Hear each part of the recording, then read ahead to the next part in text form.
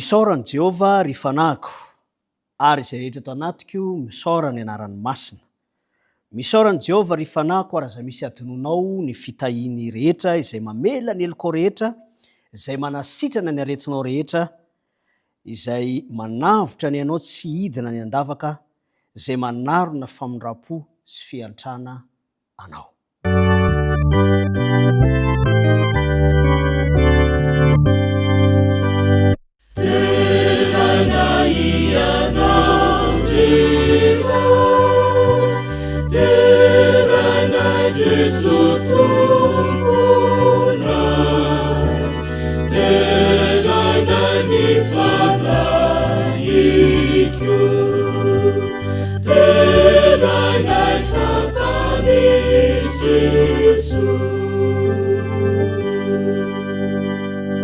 Andriamanitra ray tsara indrindra any an-danitro, manatre izao fotoana izao, ho ampoko ny fifaliana sy fitahiana sy fahasoavana avy aminao izay, koa mindra fo amin'ny mpanomponao tsirairay avy ianao ao anatin'izao fanompona masina izao. Ianao Jesosy no ivony izao fiarahana manandratra ny anaranao izao, ka hita fifaliana sy fitahiana sy fahamasinana araka nampanantenanao izay. Koa hatreo manokana ray ty fotoana ity sy ny fotoana izay iona ny mpanomponao sy ny vahoakanao maro manerana ny vonontany sy izay rehetra mandresy miara-mahita ary koa manaraka izao programa masina izao. Tononona ny vavaka amin'ny anaran'i Jesosy. Amen.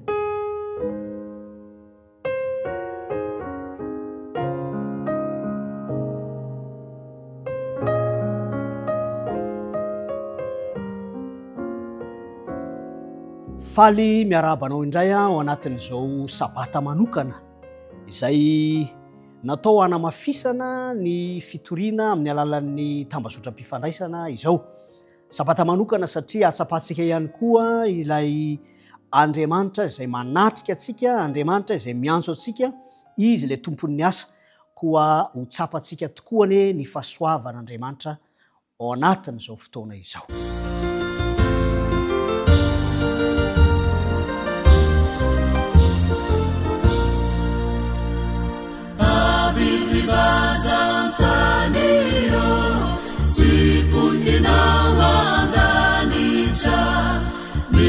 Saveu caminhira ni fala vutandehibe saya mudena marube devitare camidera saya mudena marube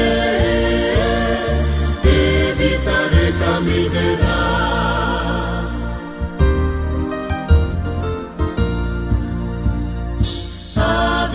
Fiangunano mahasandratureni feo iderani panavutra natiane fitrazizao irawambandeanana irasuniziuna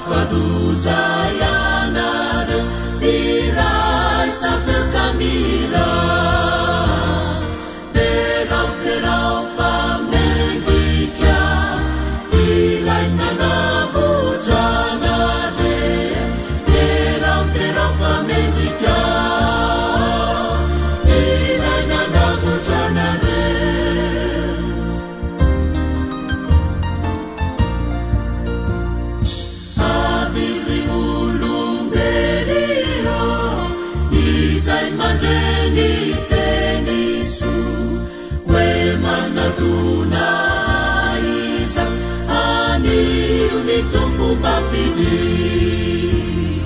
ni fitiavani vali ni fiderani tuila ni fitiavani vali ni fiderani tuila.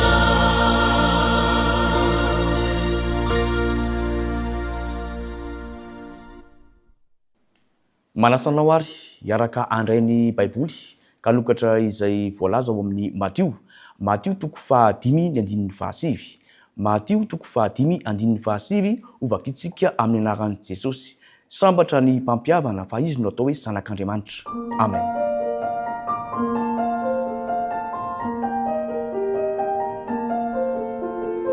Raha inay izay any an-danitro, mbola manandratra ny anaranao sy ny voninahitra ao izay satria mendrika ho anao mandrakariva izany. Misaotra anao no nafahanay mbola miaraka midera sy mankalaza anao amin'izao fotoana izao. Ary misaotra anao ihany koa satria afaka mivavaka izahay ny mba hijerenao ny fiainanay rehetra, mba hatonga anay Tompo hanana firaisapo, firaisan-tsaina ary indrindra toe-tsaina vonika nome voninahitra anao hatrany hatrany. Mivavaka ho an'ity firenena ity izahay, mitahisy mitantana ireo mpitantana sy mpitondra, ary aoka Andriamanitra ao kasihanao ny fony izy ireny mba hanapa-endrena, hanomezana voninahitra anao sy hitsinjovany ireo madinika eto amin'izao firenena izao. Mivavaka izay ao amin'ireo mpitondra fivavahana, meo fahendrena, meo fahazavady-tsaina, aizan'izy ireo manabe sy mitantana ireo olona eto amin'ity firenena ity, mba hatonga azy ireny halalanao, hanome voninahitra anao ary atahotra anao eo amin'ny asa izay ataon'ny tanan'izy ireo. Mivavaka koa izay nitahinao izay mitondra ny afatra ao androany, ianao hitsinjo azy manokana hanome azy ny lelany efa mahay, ahafahany mampita ny teny izay avy aminao, maneho anao, manambara anao, ka hatonga ny rehetra izay mandre izany ho akaiky anao. Mivavaka Andriamanitra, angatahanay sy tonononay no ny amin'ny anaran'ilay maty ny soloanay dia Jesosy Kristy. Amin'ny anarany irery ihany.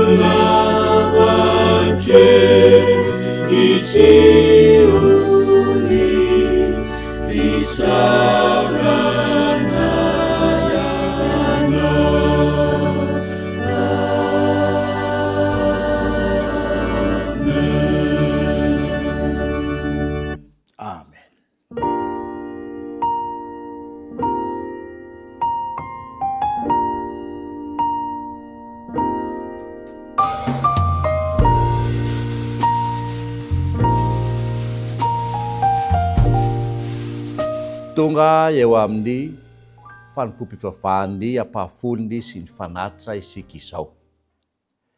Andeha avaditsika ny tenin'Andriamanitra ao amin'ny Salamo 119 ny andininy 220 dia rehefa voatsika mandingana ery amin'ny 420. Ovakitsika amin'ny anaran'i Jesosy izany. Inona no avaliko an'i Jehova no ny soa rehetra nataony tamiko.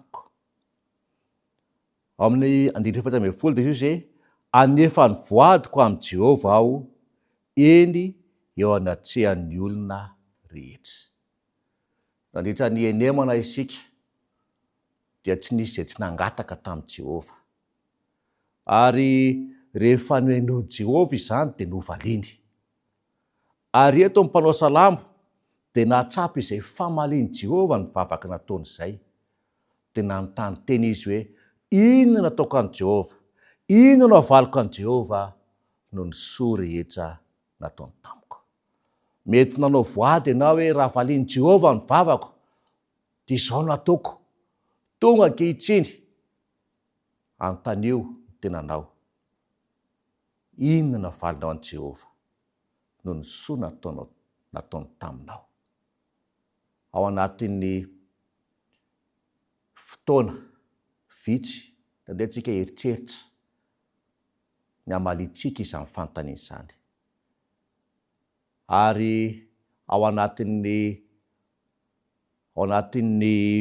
fanolorantsika ny ampahafolony sy fanatitra dia andeha aseho antsika an' Jehova hoe vonony ny amaly sy anefa ny voady izay ny voadiko taminao a Jehova ao. Nangataka isika dia novalian'i Jehova, ary andeha isika amaly an' Jehova araky ny habe famindrapony natolony tamintsika. Ka nefa mialohan'izany dia andehantsika hiaraka nonika lohantsika hivavaka. Ray malalo, saotranao zahay, fa noho ny fitahianao dia nohinao dia nohenonao ny vavakay tsiray avy, ka novalianao ny angatanay aminao dia ekeo ny fanatitra izay atolotsy eo anao, mba havita be amin'ny asa fitoriana ny filazantsara amin'izao andro izao. Tonononay mivavaka aminarinao Jesosy. Amen.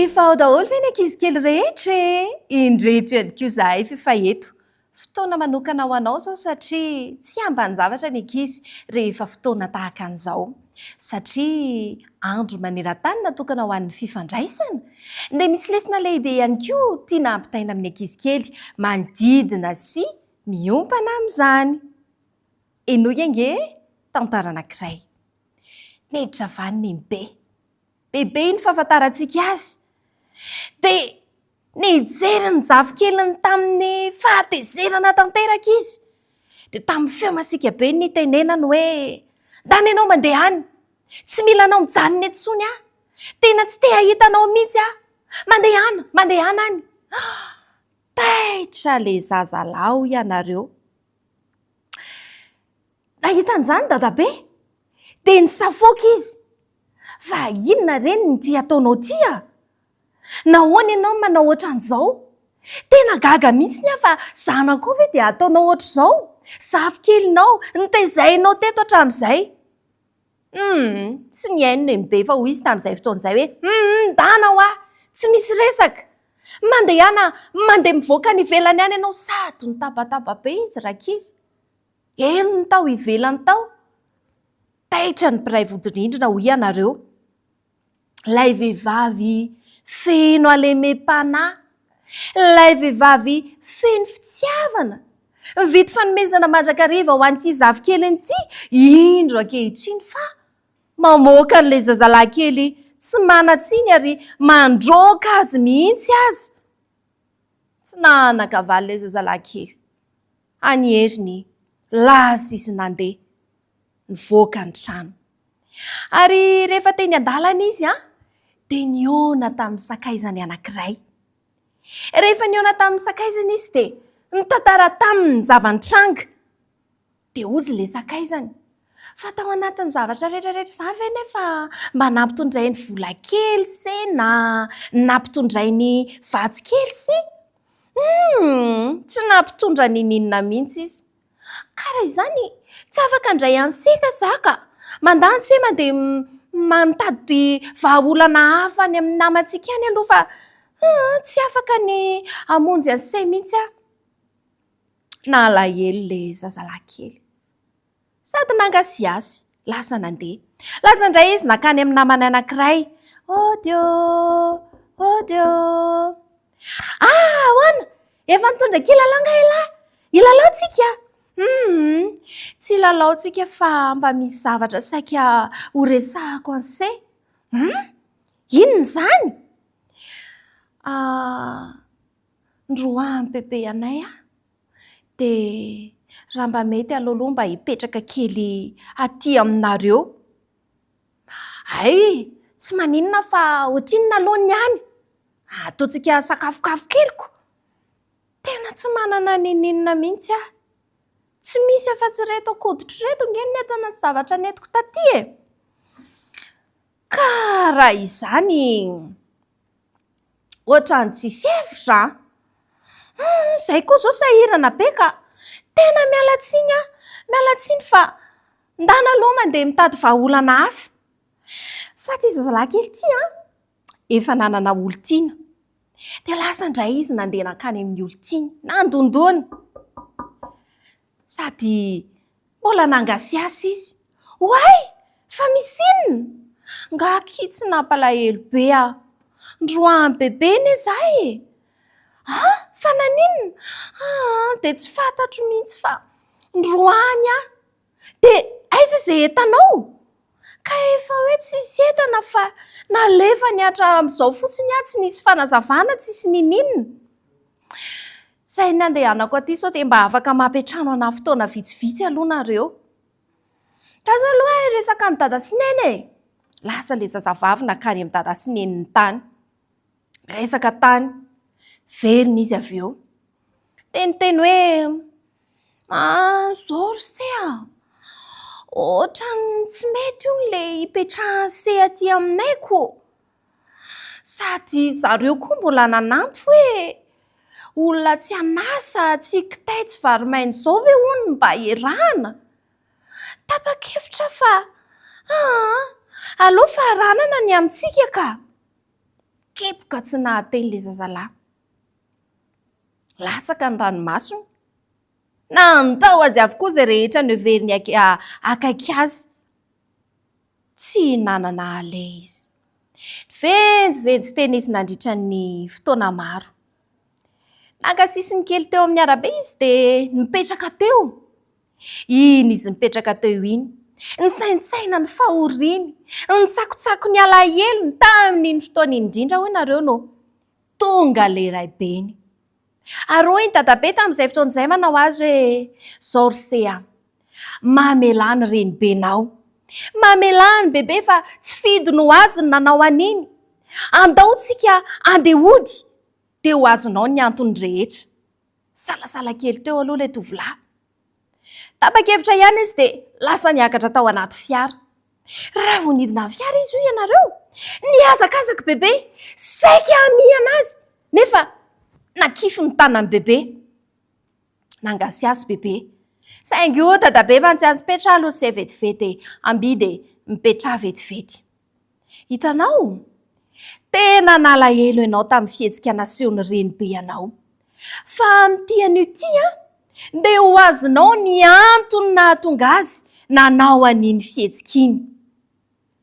Lazaiko anao fa tsy androkanao velively ny tanjony. Fa ny ampianatra anao lesona lehibe. Ny antony mantsy dia izao.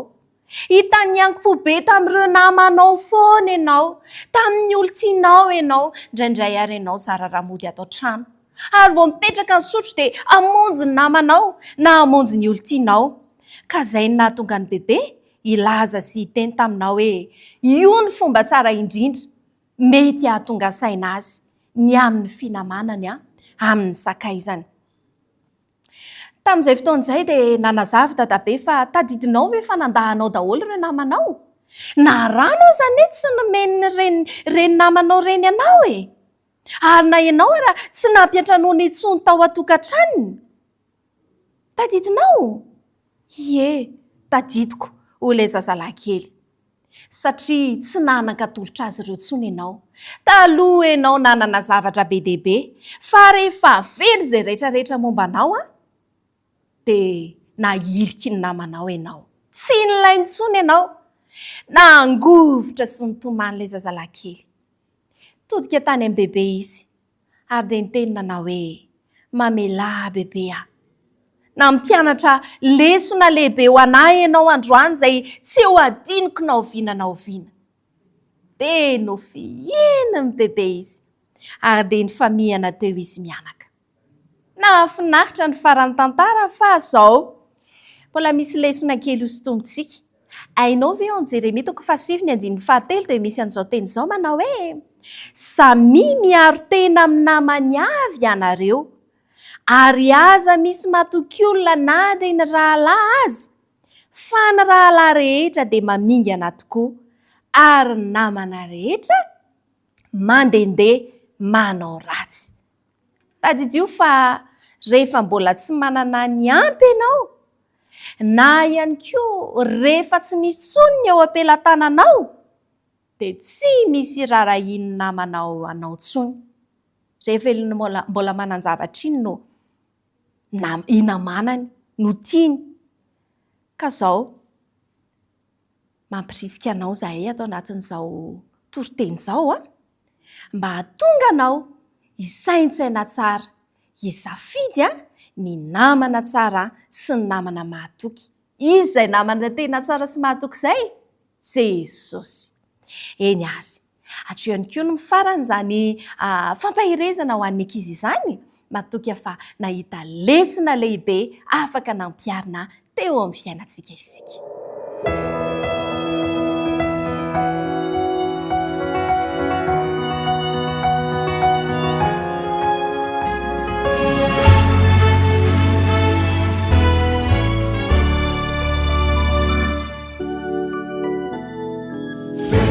Suma fin irá setore Jesus o avenjar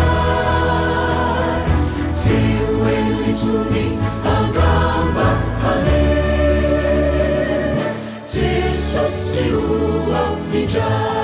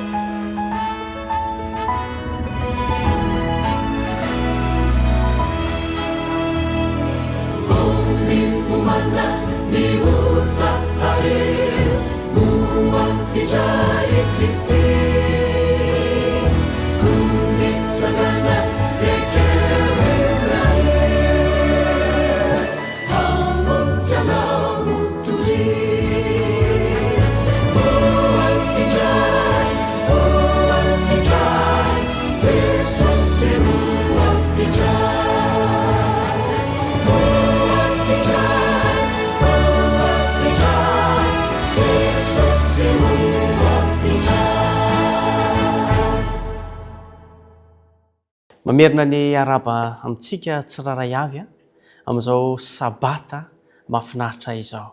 Sabata manokana ity androany ity, sabata fahatelo ny volana May, sabata izay natokana ho an'ny fifandraisana satria dia zava-dehibe tokoa izany fifandraisana izany.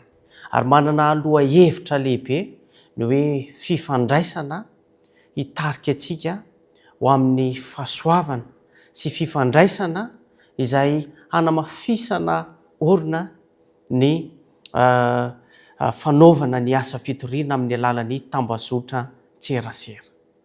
Dia mirary antsika fiangonana tsiraray avy, mirary antsika ny tokantrano tsiraray avy mba hahita fity amin'Andriamanitra ary samy anjakany ny fiadanany tompony ny fiainantsika tsiraray avy. Ka raha ho vita izao toriteny izao dia ahatsapa ny fikasihan'Andriamanitra isika, ka ho tsara ny fifandraisantsika amin'Andriamanitra sy amin'ny manodidina antsika sy amin'ny namantsika, na amin'ny alalan'ny firesahana izany, na amin'ny alalan'ny fihetsika izany, na amin'ny alalan'ny fomba fanao izany, na amin'ny alalan'ny tambazotra mpifandraisana izany, dia hitarika antsika ho amin'ny fahasoavana sy ho tombony amin'ny asan'Andriamanitra. Andeha isika hiaraka hivavaka. Andriamanitra misaotra anao noho ny fitiavanao, misaotra anao noho ny famindramponao. Ankehitriny izay dia nomenao ty sabata mahafinaritra ity, engany Tompo malala, mba ho sabata ahatsapanay ny fikasihanao, ny fiainanay tsiraray avy izao sabata izao, ary sabata hanamafisanay orina ny fifandraisanay aminao sy amin'ireo namanay.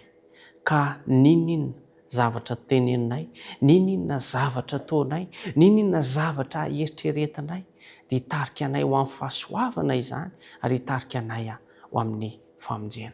Koa mitenena Jehovah fa vonina ny aino ny mpanomponao. Amen.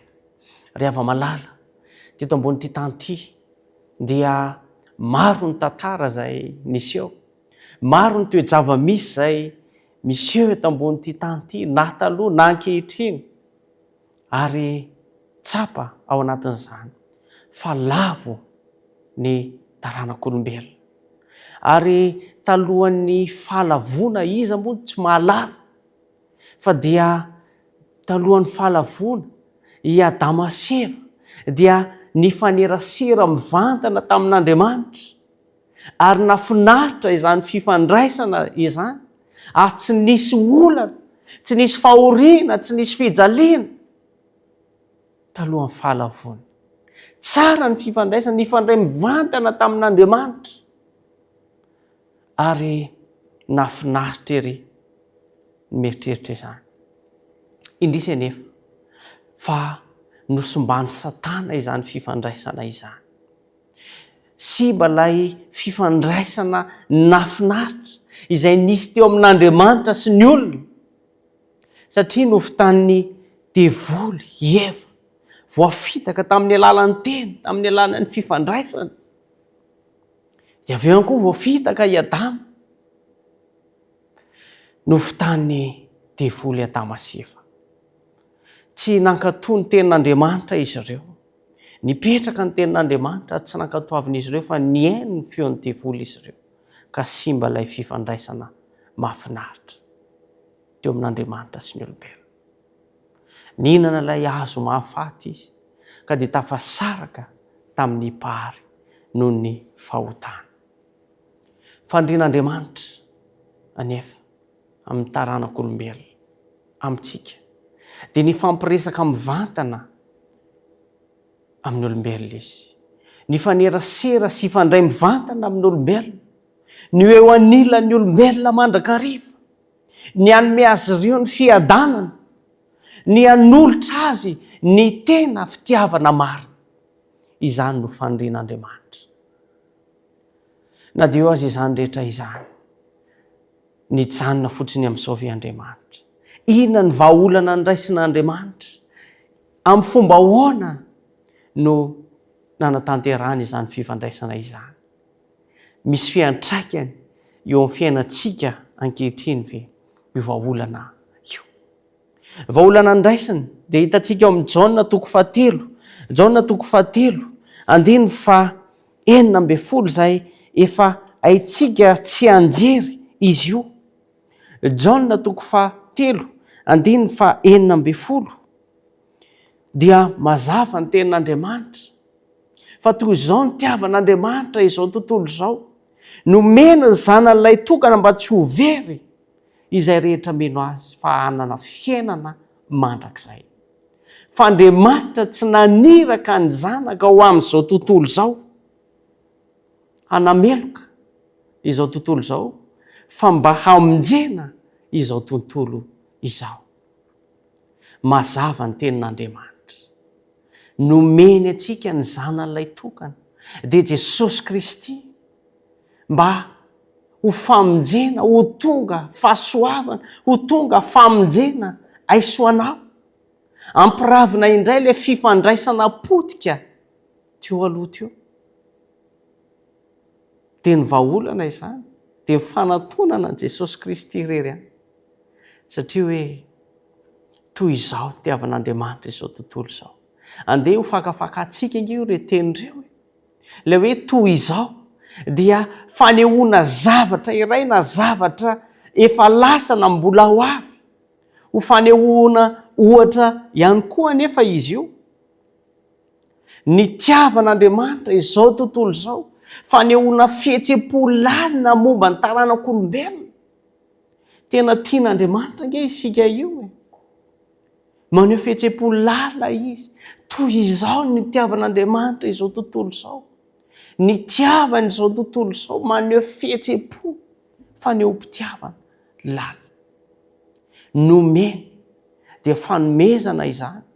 Zavatra iray atolotra dia zanany ilay tokana. Jesosy Kristy fanomezana ho aisy anao. Ampilamina indray ilay fifandraisana potika teo. Ilaitsika no tsara, ny tsara fifandraisana amin'Andriamanitra. Tsy ho very. Inona indray ny hevitray hoe tsy ho very izay?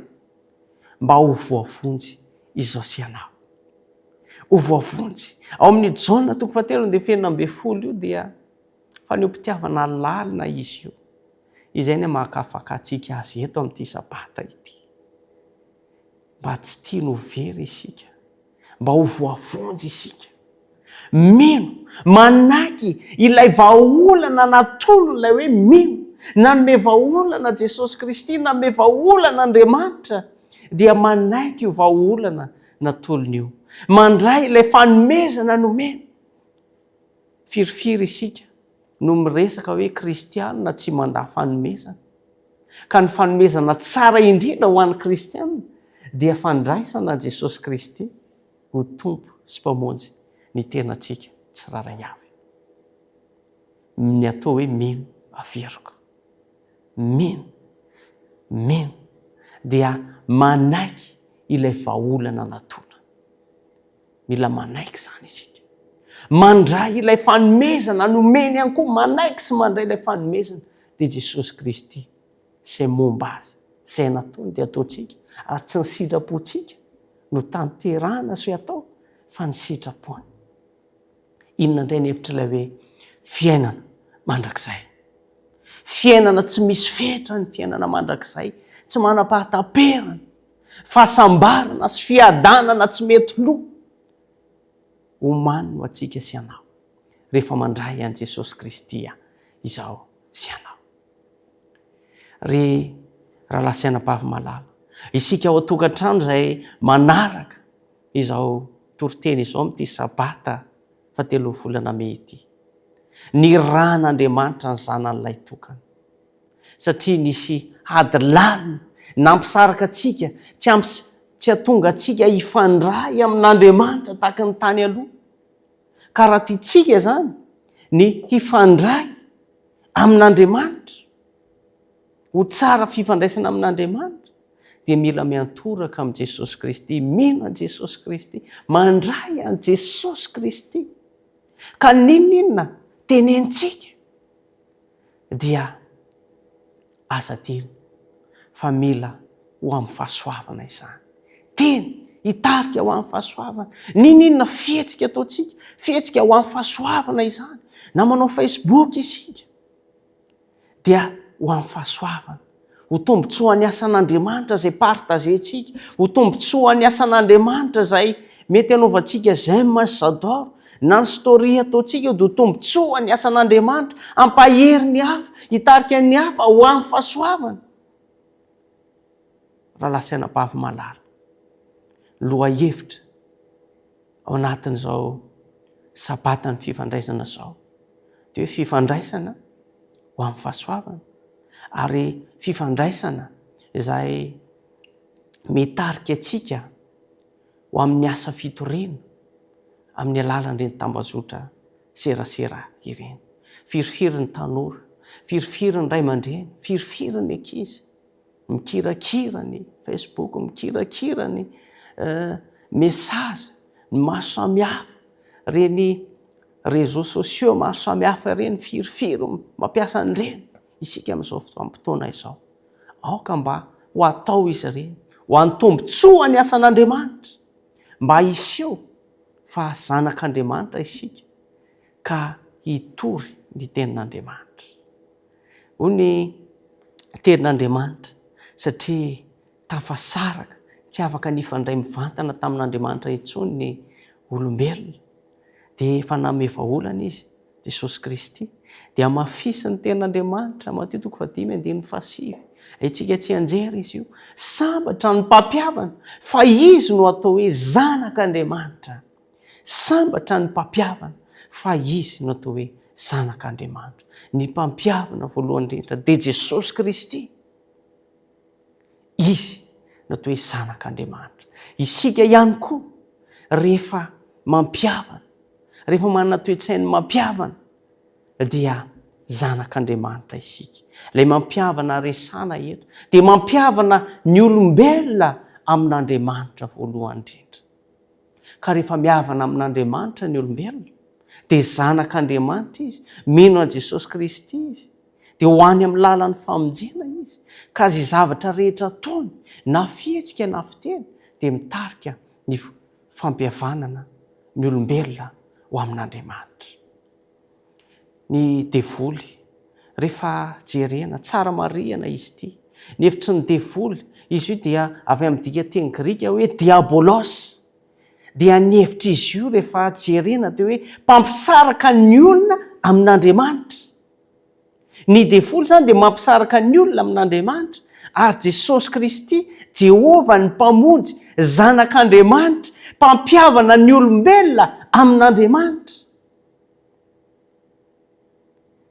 Raha mpanaradian'i Kristy izao sy anao dia mila mampiavana ny olombelona amin'Andriamanitra, ary rehefa miavana amin'ny Andriamanitra ny olombelona dia zanak'Andriamanitra, ary mino an' Jesosy ka hitarika azy amin'ny famonjena zany, hitarika ndreo olona zay ampihavaniny amin'Andriamanitra ho amin'ny famonjena izany. Izany nge ny antom-pisy itsika ny hanao ny asan'Andriamanitra amin'ny lalany zay zavatra rehetra ataotsika.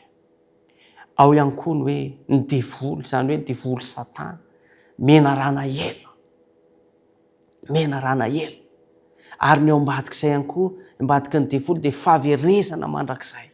Fa Jesosy Kristy ilay Emmanuel dia mpanavitra ny zanak'ondry, mpanavitra izy, zanak'ondry izy, ary Mesia Kristy manavitra ay sy ianao.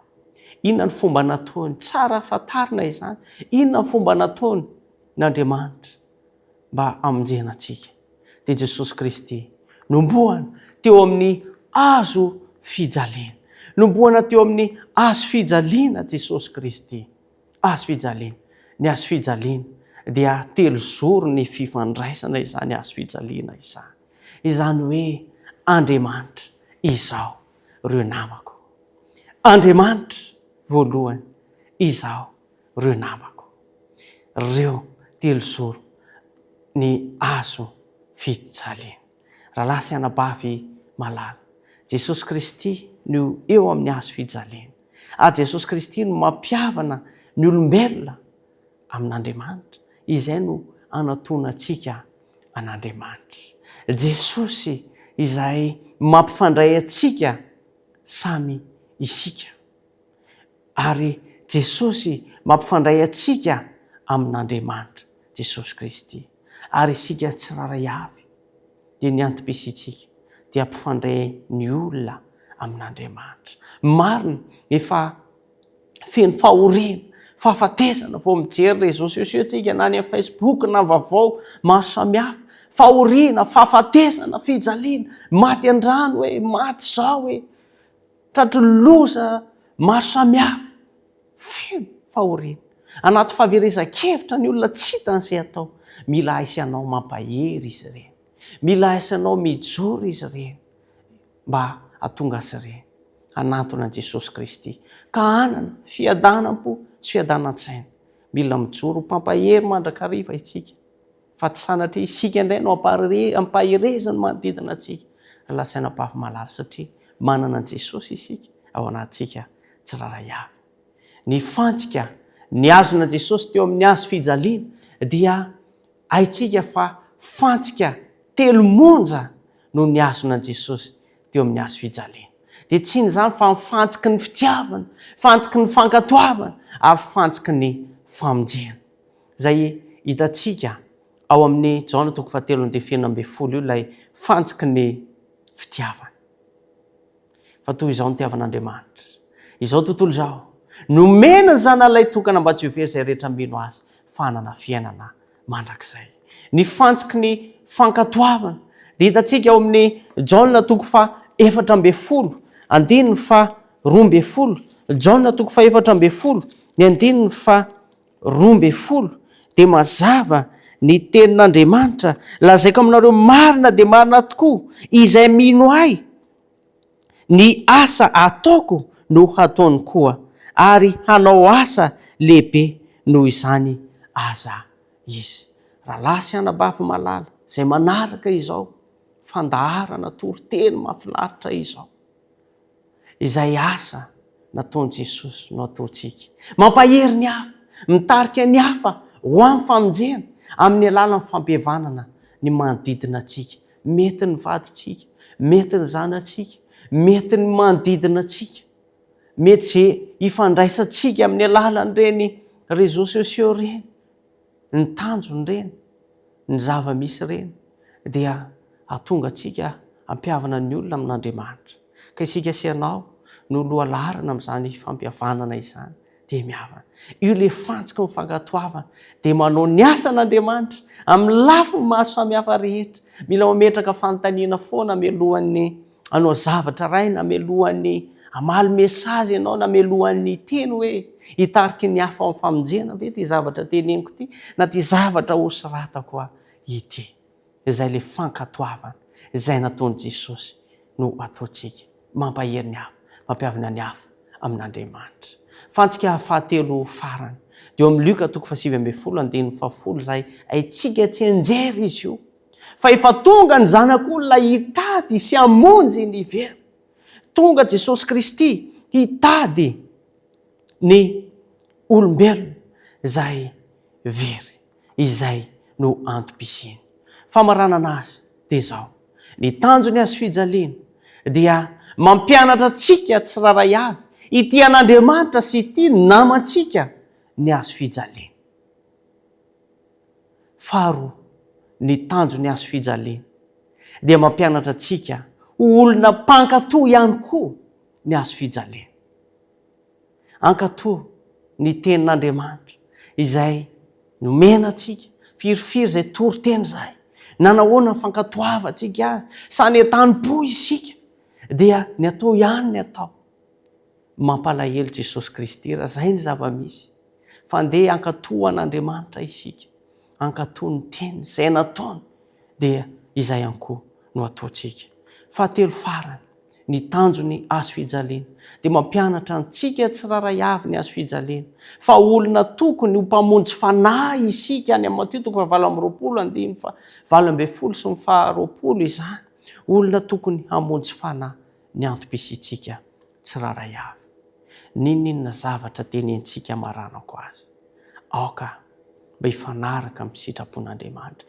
ninona ataontsika eritreretintsika ho soratatsika na amin'ny Facebook izany na amin'ny mesazy izany na zay ho jerentsika dia aoka hifanaraka amin'ny sitrapon'Andriamanitra raha lasa anabavy malala ka ny tanjony dia mba ho tombotsoa ny asan'Andriamanitra ny fisitsika tsiraray avy ka ho tsara fifandraisana amin'Andriamanitra Jesosy ianao ary ho tsara fifandraisana amin'ny manodidina antsika Jesosy ianao ka ny fisinao ny fisiko eto ambony tany ity ho tombotsoa an'ilay asan'Andriamanitra ka fifandraisana hitarika ho amin'ny fahasoavana ny fiadanan'ny tompony ho aminao zay manaraka izao fandarana izao ary ny tenin'Andriamanitra zay norenesina tamin'ity anio itiany dia tsy verina any amin'Andriamanitra raha tsy mavita ny asany amiko sy aminao iaraka hivavaka isika